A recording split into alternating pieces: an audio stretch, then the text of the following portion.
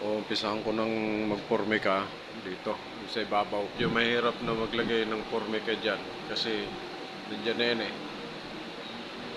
Wala naman kasi sa usapan na pormika yan. Ang may pormika lang, ito lang yung mga pinto. Eh sabi ni Foreman, lagyan na rin daw pormika sa taas. Kaya maliliit. Ang hirap maglagay ng pormika niyan.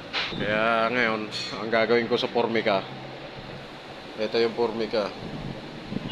Yung ginagawa ko, grinder na lang ginagamit ko. Para wala na siyang biyak-biyak. Ito na po mga boss, yung ano natin. Medyo finished product na. Pero may kulang pa rin o yan. Okay na siya. Ganaw lahat ng document.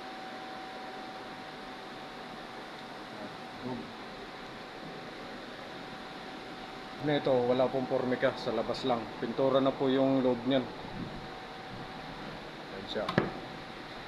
Konting alignment. Boss. Yun na yung pormika natin.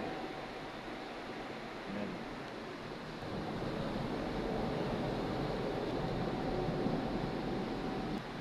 Okay.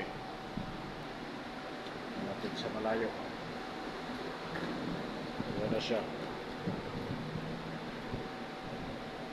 Ayan. Pati yung taas meron na. Yung isa wala pa.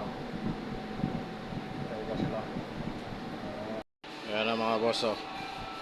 Yung dalawang storage cabinet or closet cabinet. Sa request kasi nila storage cabinet eh. Kaya siguro wala siyang hangiran dito sa loob. Kaya wala. Yan. Tapos na lahat yung pormika. Yan. Yan. Tapos na yan. Yan, dalawa. Tiglinis na lang yan. Yan mga bossing.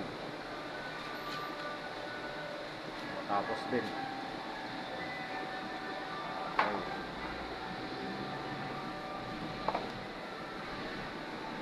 Yan na siya.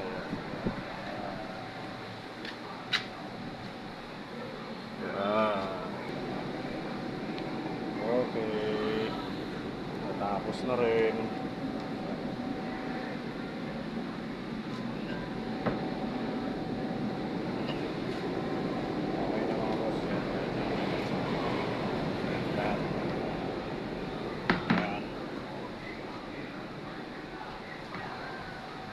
Deliver na lang yan. Pintura yung naiiwan.